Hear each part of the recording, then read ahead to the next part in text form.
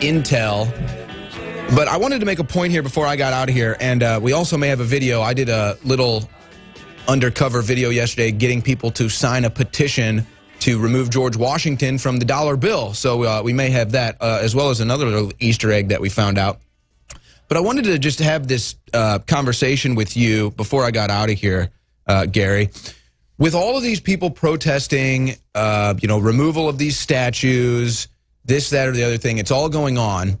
You know, I don't want to go to civil war over a Confederate statue, honestly. That's not something I want to go to a civil war over. These are local communities. If they want to remove the statue legally, then okay, you're going to do that. But that's not what's happening. There is no debate. There is no conversation. And it just got me thinking. The real political debate that we need to be having right now is conservatism versus progressing.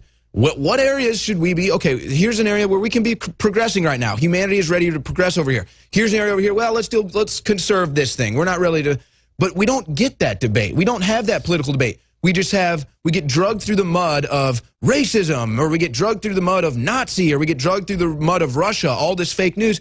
Humanity, us as Americans, we're not even able to have that higher intellectual debate of conservatism versus progressivism.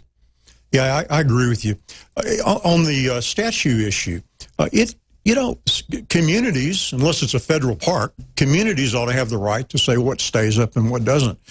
And, revisionist history, by the way, which is rampant right now. Kind of my hobby is going back over looking for true history. It's a fascinating thing to do. That's where the real history is. Oh, it's amazing. And we could have a week of shows about that. And that's part of the problem is these people don't know history.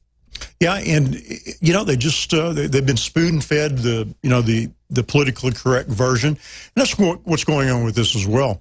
When Trump was defending in that press conference over the infrastructure, he was saying what's going to be next, the George Washington statues, right. And guess what? He was 100% right. It happened literally the next day. Yep.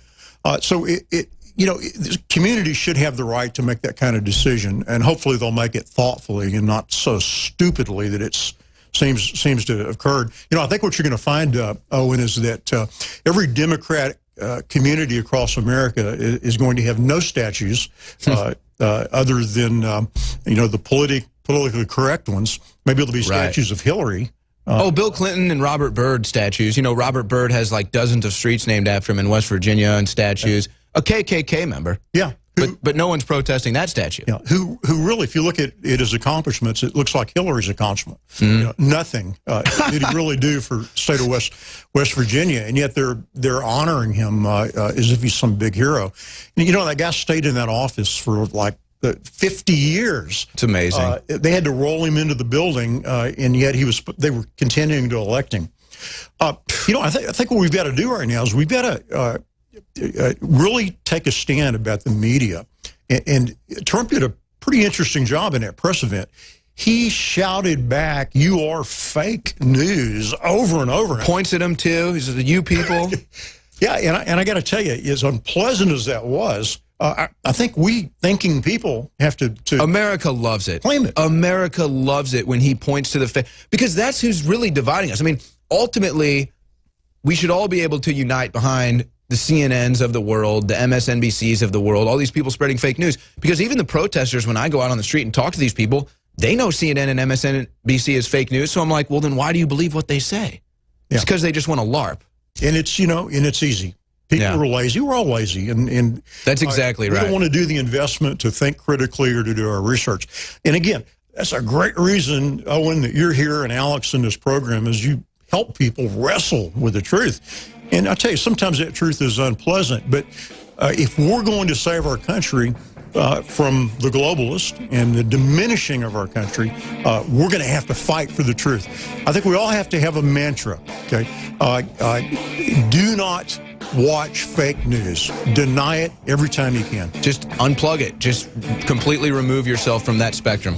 We'll be right back with Roger Stone. I haven't seen the liberal media freaking out this bad since Trump won the election. And this might be even worse because now, instead of almost breaking out into tears, Van Jones did break out into tears. And it looked like Anderson Cooper and Don Lemonhead were trying to hold him back. Even Jimmy Fallon put his show on hold to give an anti-Trump editorial. And Jimmy Kimmel is saying that he needs to go. What did the president do, you're wondering, to cause all this grief and to cause people to call for his impeachment? Well, when he denounced the horrible and deadly violence in Charlottesville, Virginia over the weekend, he said that both sides were violent and that both sides were causing problems. Well, how dare you, Mr. President? Please repeat that horrible statement that you made on Saturday, Mr. President, that is endorsing the neo-Nazi white supremacist KKK and Adolf Hitler himself. I brought it.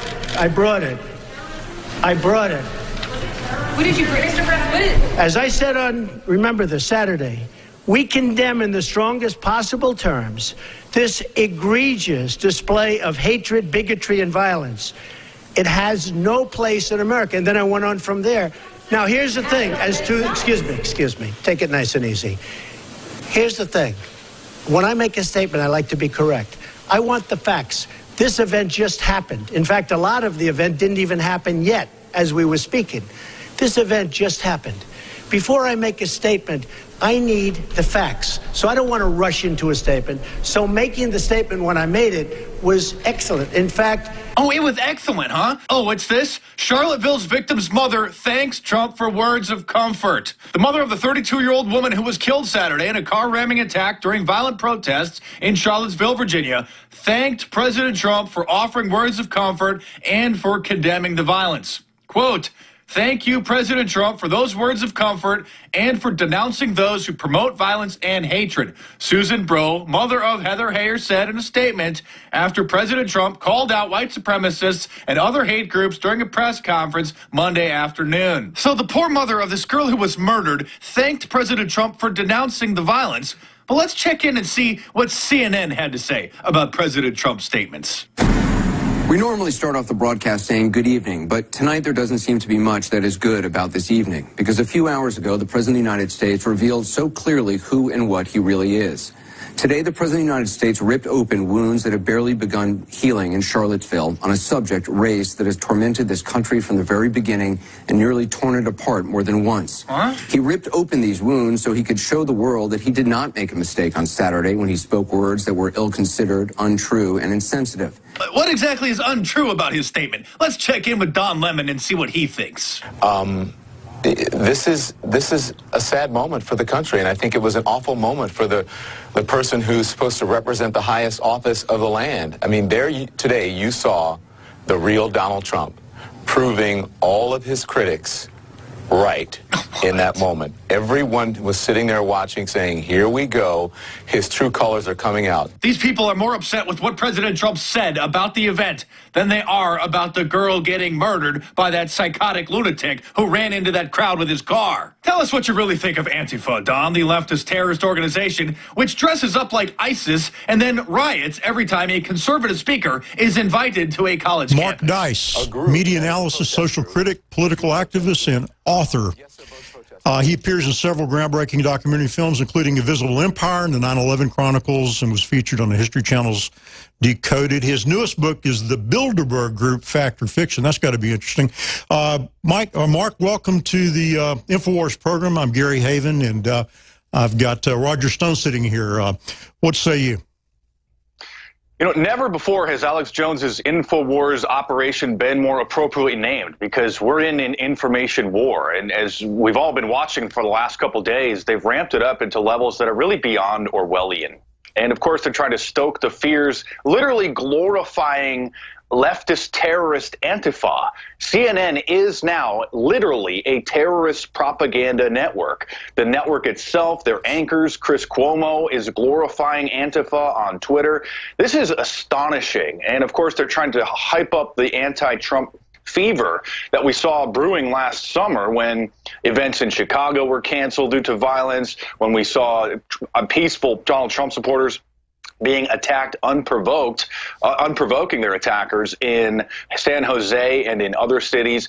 We're entering into some dangerous territory. So it's glad to be with you guys. I think that, you know, InfoWars is doing such a fantastic operation. And again, never before has the name of this network really been more appropriate? Because this is an Orwellian information war that we have to win. Well, Mark, I follow your tweets avidly on Twitter. You're a real truth teller, and I'm glad to be with you today. We really are in a Kafkaesque-like moment. I mean, it's truly Alice in Wonderland when the President of the United States speaks an obvious truth, which is to say that violence, when condoned or advocated or perpetrated by anyone on the left or the right, is wrong. And he is slammed for saying that, as if because of history, some people should get a pass while others don't.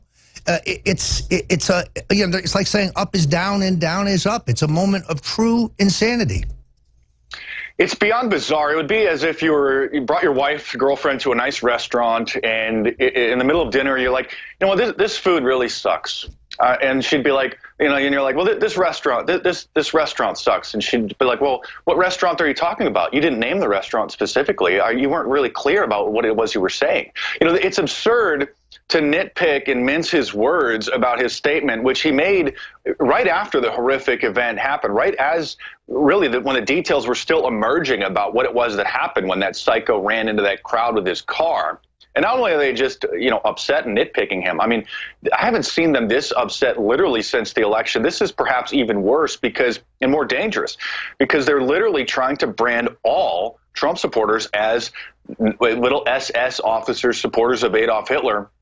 And unfortunately, they want to see more events like we saw where innocent people were being attacked at Trump events just for wearing red MAGA hats.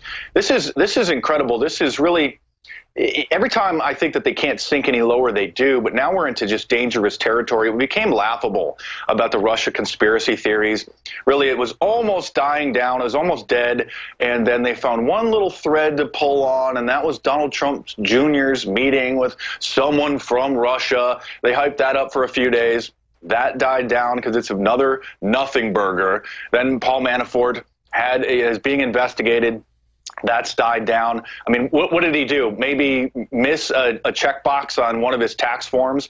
I mean, whatever it is that he allegedly did has no direct connection to the campaign. This investigative creep has now veered so far off the rails that it's going into just people's personal finances, no relations to this campaign.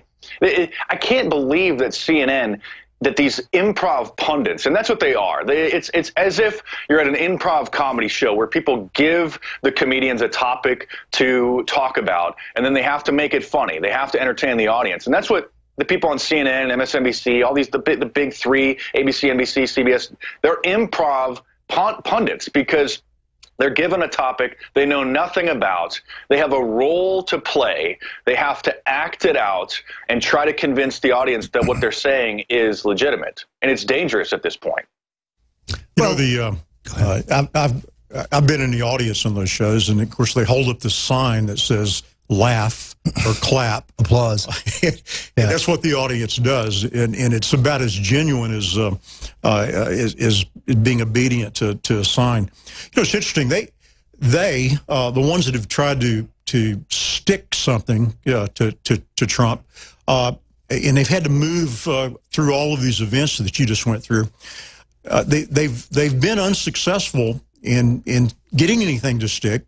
But what they have been successful with is keeping us from talking about the real criminals, the real crimes. You know, I have a lot of experience in Haiti where I saw firsthand the Clinton Foundation get away with stealing literally billions of dollars from the poorest of the poor. And not only was that not being covered, but the people that were going to testify against them, one of them just a few weeks ago was suicided on the Saturday before he was to talk on Tuesday. But there's just so many real things going on. Debbie Wasserman Schultz, for example, that they have been successful in filling the news cycle. You know, there's only so many minutes a day of news. Successfully filling the news cycle so that they've provided cover for so many things. You know, Seth Rich, the DNC, claiming that it was Russia when they had actually discovered it, released it. So you got to give them credit. Even though we're frustrated and kind of chattering, trying to defend Trump all day long, they have been able to move through the news cycles one after the other and provide cover for the real criminals out there.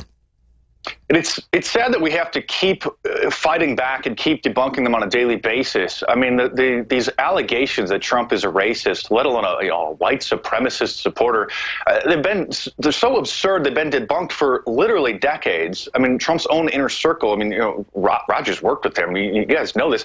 Omarosa has promoted black women to positions of power within his organizations.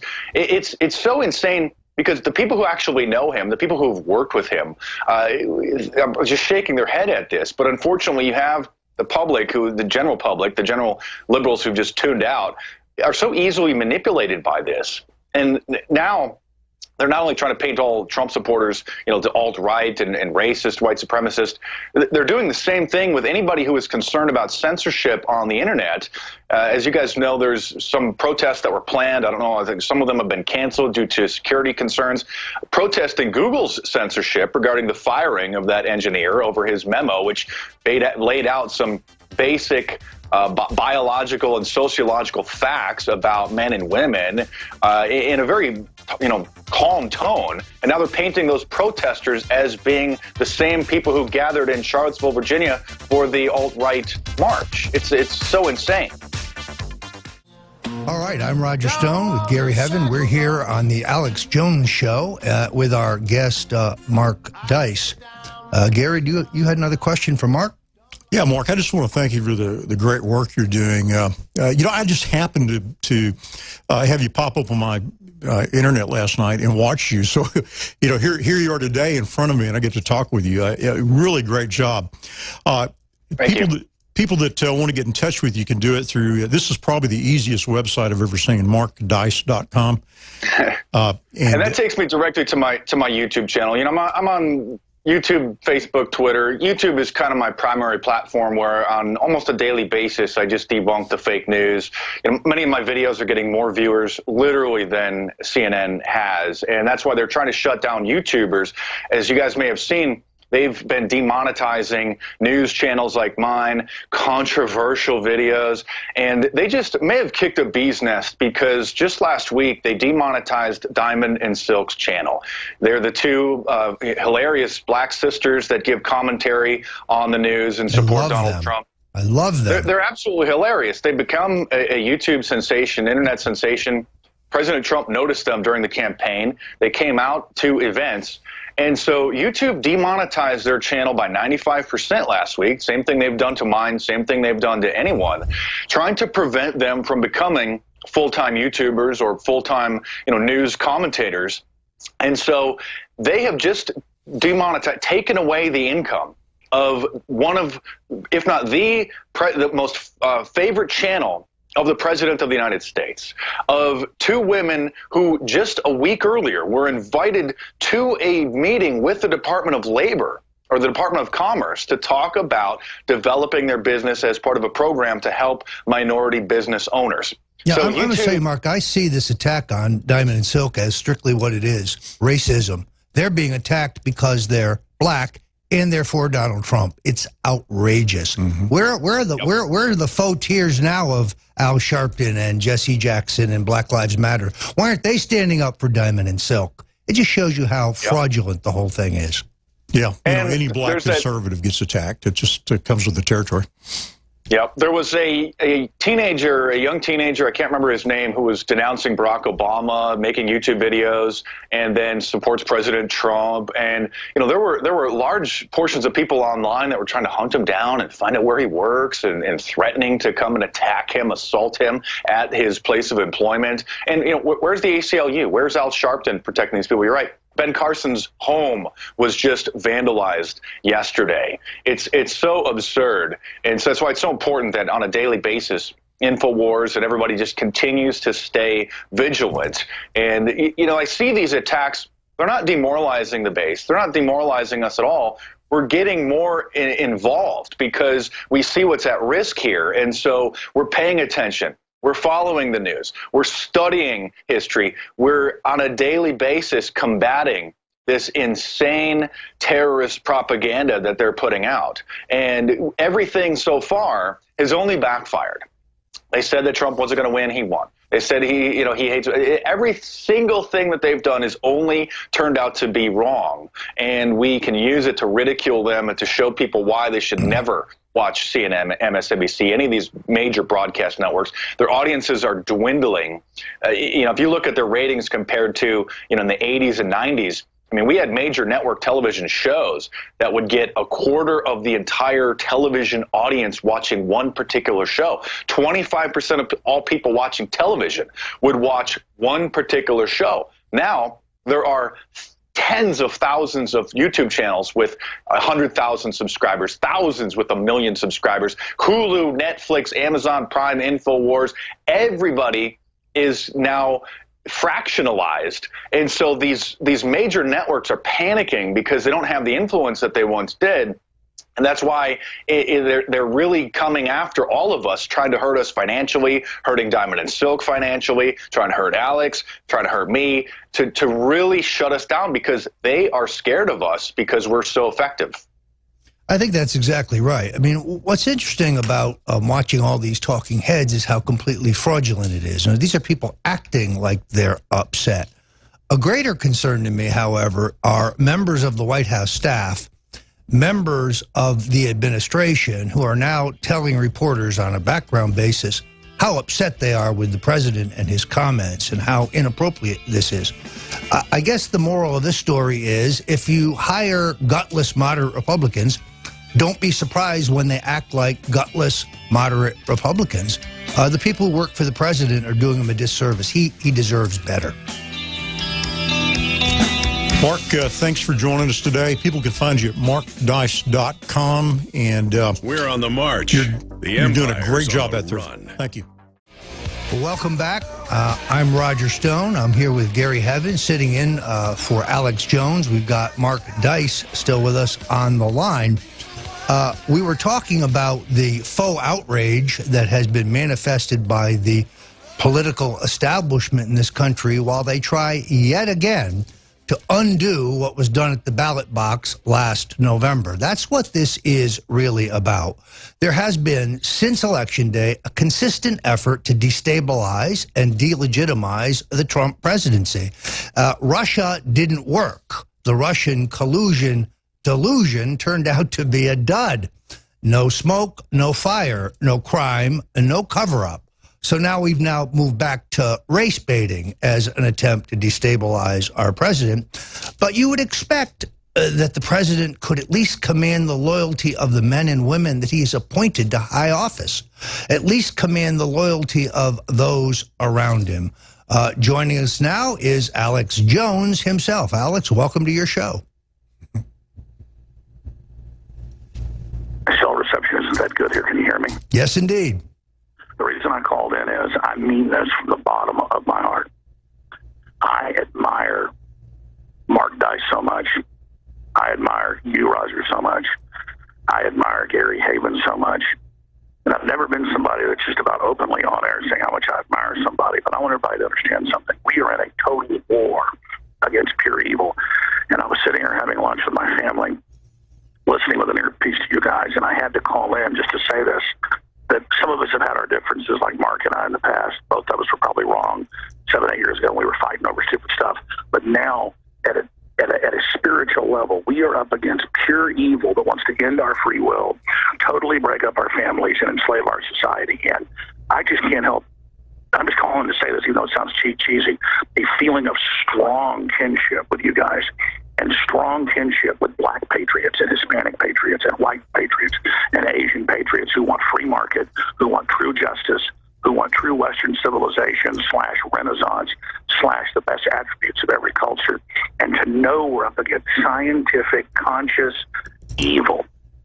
And I was going to call in just to make the point that what you just said, the Russian narrative was a fraud from the beginning. It's dead. They rode the horse till it rotted.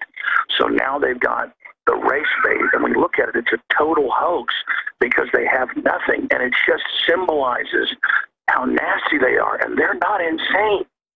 They are conscious. It's in the WikiLeaks. They said, America's coming together. They want free market. What do we do? And it's top professors advising Hillary. And they say, make them desperate, keep them alone, break up everything, make them poor.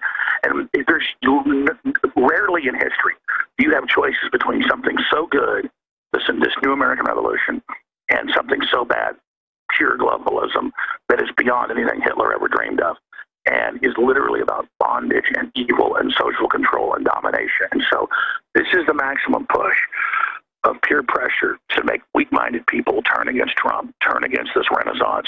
They are all over the news trying to kill the recovery. They are all over the news trying to kill the economy. They are so pissed that people get it, and there's $4 trillion in the stock market. And on all this other great news, $400 billion in new jobs, 1.5 million new jobs. And they keep saying failure, failure, failure, hissing at him like a movie, the media, like snakes hissing, like nothing I've ever seen, going, you'll never get your infrastructure. He finally goes, one person has an infrastructure. He goes, the last question. People ought to play that. So it's the last part of the 20-minute press conference. And the guy goes, you didn't get tax cuts, and you didn't get the other stuff, and you didn't get Obamacare repealed. You'll never get it. He's like betting against America, betting against everything, just with executive power. He has turned it all around with us believing and investing and understanding and getting involved. And it's so epic that I cannot believe how real this is. And that our lifetime, we are witnessing such a clear-cut choice, and it's beyond. It's 1,000 times wanting my football team to win in sudden death overtime, games I watched in the bleachers. I mean, I've been at Super Bowl games back when I was like 18 years old, paying $500 a ticket, watching sudden death overtime games, and just everything mattered that my team win. And when they did, I thought I was in heaven. This is 1,000 times that. This is the real game for my children, your children, and all of us that are in this fight. It's so precious what all of us are doing, not to recognize ourselves as great, but to realize we are the opposition, and to recognize our listeners, and to recognize how incredibly important this is. And when I see the strength of Roger, or I see the strength of Gary, or I see the strength of David Knight, the strength of somebody like Mark Dice, who just gets stronger and stronger and stronger, it makes me feel strong. And it's so good to understand that spiritually, we're not envious, hateful people, that we've thrown off the spirit of the world. We're not perfect. And that literally it is the spirit of Christ that is going to defeat the enemy. And I just feel such kinship to all of you and the listeners that I just wanted to call in and tell you guys how much I love you and how much I appreciate you, because, gosh, we're up against evil. But you know what? We're going to come through this together. And hearing that pastor last hour and his spirit, both pastors, Pastor Pena and Pastor Brown, this is so real. And you see people bullied by the world, bullied by peer pressure, believing they're on the real team. I've had people in Seattle, 99% come over and tell me they love me, probably 400 people, where I can't even go down the street. But I've had 3-4 people walk over, 1 out of 100 literally, and go, F you, Alex Jones, we hate you, and point at me in public when I'm walking down the street with like it hurts me, like their peer pressure hurts me. And I realize they're slaves. Thank God we're not like them. Thank God that we're not total slaves that actually care about peer pressure and things. We have an inner compass of justice. Not that we're good. We realize we're fallen and wicked, but we want to be with God. We want to be good, and that's the difference. I just want to say, this is an epic time. We need to pray for justice, pray for truth, come together. I've never been a racist person, but I've been tribal, and I've been sick of people telling me I'm racist, and I've had thoughts that aren't good. But I want to say this. This has helped me transcend completely any classism or racism I had. I'm tired of being brought up in Dallas and being told I was racist, told I was bad, physically attacked because of who I was. I have transcended it completely, because I'm not going to be part of the enemy who claims they're trying to transcend racism when they're the ones pushing it. We all have souls. We all are made by the Creator. We're all brothers and sisters. And I want everybody to know, no matter what color they are, I love you. And I don't even hate Islam, except that it was created by the evil to oppress people. I love the people. I hate their system of control. And I just want to say I love you guys, and I appreciate you, and take over. Sorry, I'm always calling in. The broadcast is so powerful. And the Spirit of God being risen up against the enemy as the full spirit of evil rises up. For every action, there's an opposite and equal reaction. And we can all feel it. It is so electrical. And we are now all literally to stay the course for truth and justice and say no to the peer pressure. Every level we go up like a game. but it's the real world. Those are facsimiles copying reality. We become even stronger, and it's not a power trip. It's humbling. These evil people are looking for power. They have no idea. They're just tuning into God. There's so much power. You'll be completely humbled.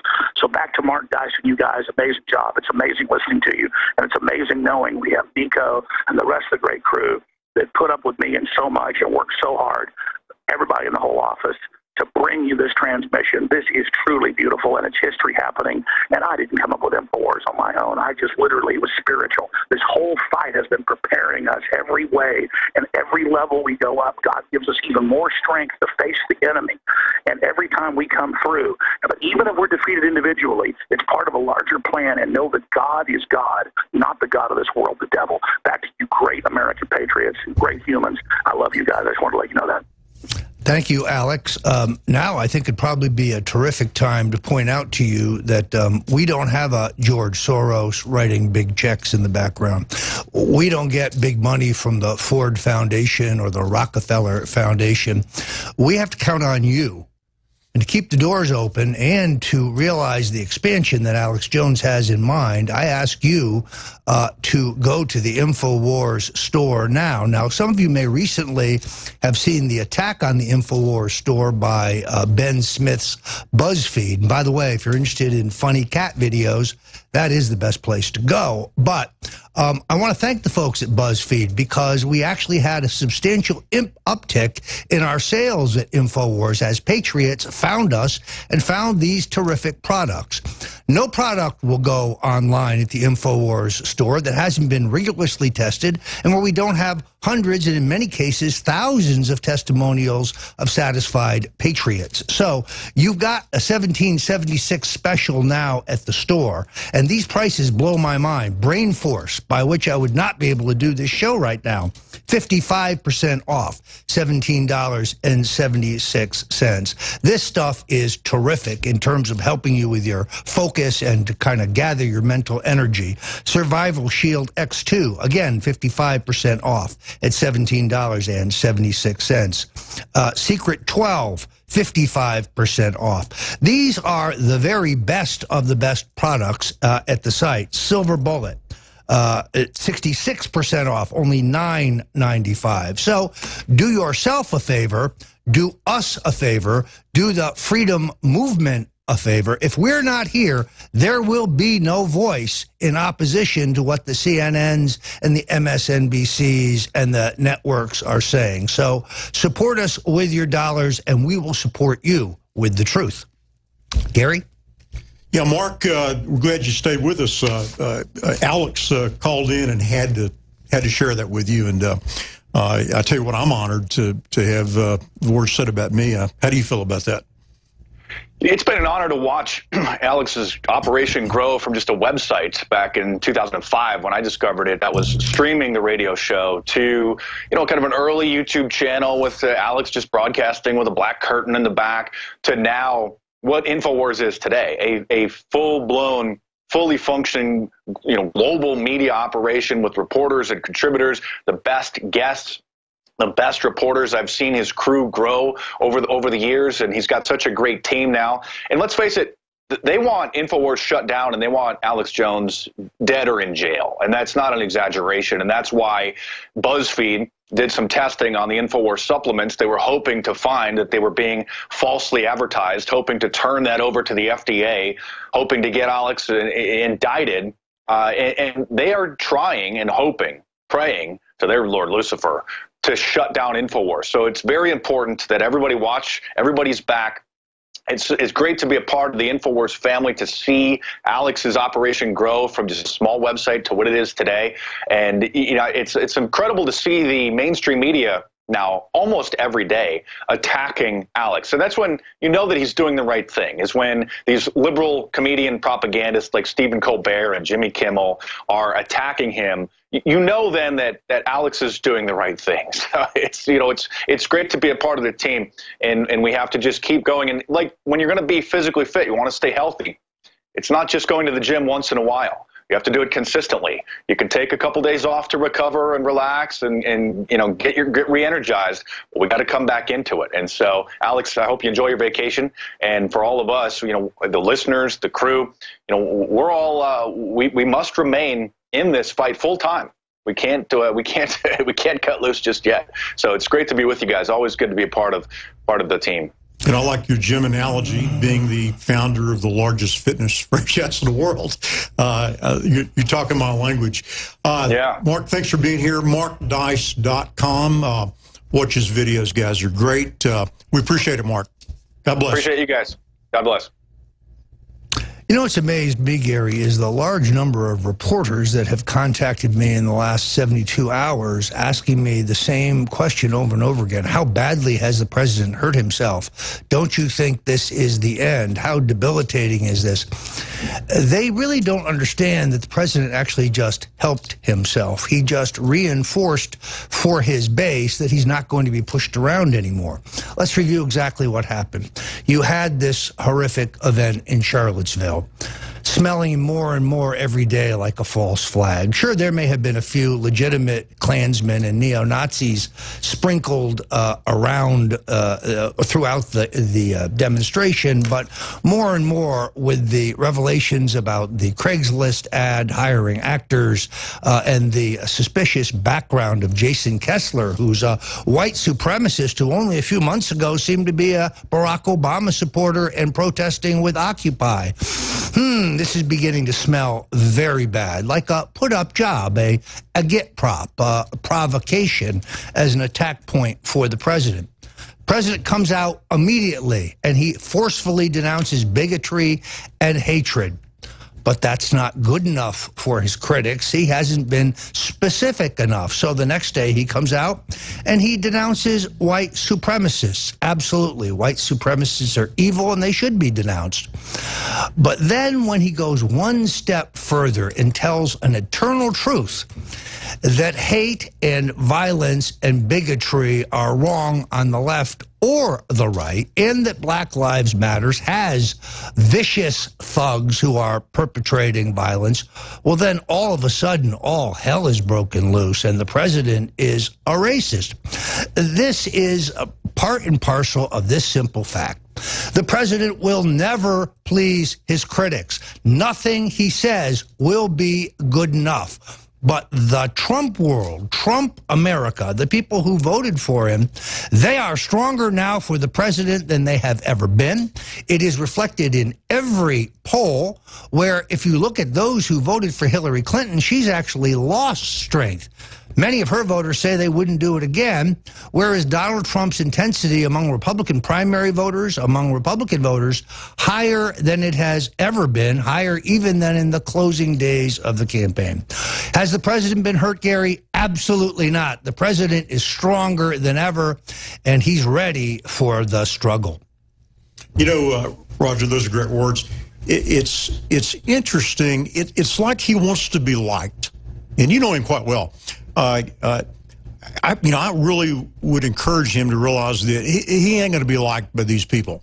So just go ahead and embrace that. Just be a truth teller and be bold. Do you think he's going to finally just throw his hands up and just do and say what he needs to say without trying to have people around him that may, garner him some acceptance? Yeah, it's very hard for people who have not spent any time with him to understand him. He really is an easygoing, good guy. He's funny. He's fun to be with. He uses self-deprecating humor. This is not a guy who's intense. This is a guy who it's great to hang out with.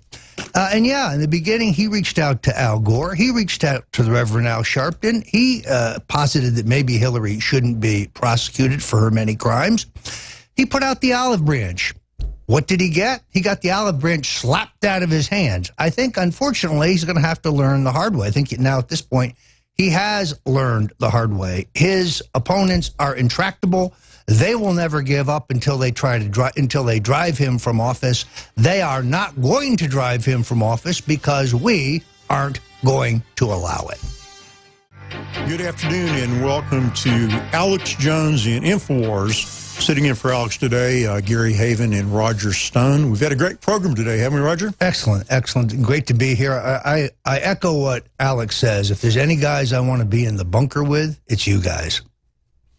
And I tell you what, we may be in a bunker if this thing continues to heat up. You know, what we've been talking about today is this event this last Saturday, which was a terrible tragedy for the young woman, but how much more to it than the fake media has talked about. And Roger is a friend of President Trump, knows that the president has been emboldened by this. He's done his best to honor the poor woman that died and to speak against the violence on all sides, by the way. And for that, he's taken great criticism. And all those of us that still have the ability to think critically, Roger, I would say that that substance has been sacrificed on the altar of symbolism. And we're now in a situation where anything meaningful is just thrown over symbolism and cast away. We're not able to have an intelligent conversation about the real events. We're being shouted down. The president's being shouted down. That press conference that the president did the other day was one of the most amazing things I've ever seen. The disrespect from the media, but then the courage. He was in their face, pointing his finger, calling them fake news. So I commend his boldness, and I'm ashamed of the media and their disrespect for the president. Yeah, I love the way he cuts them off and says, please, wait a minute.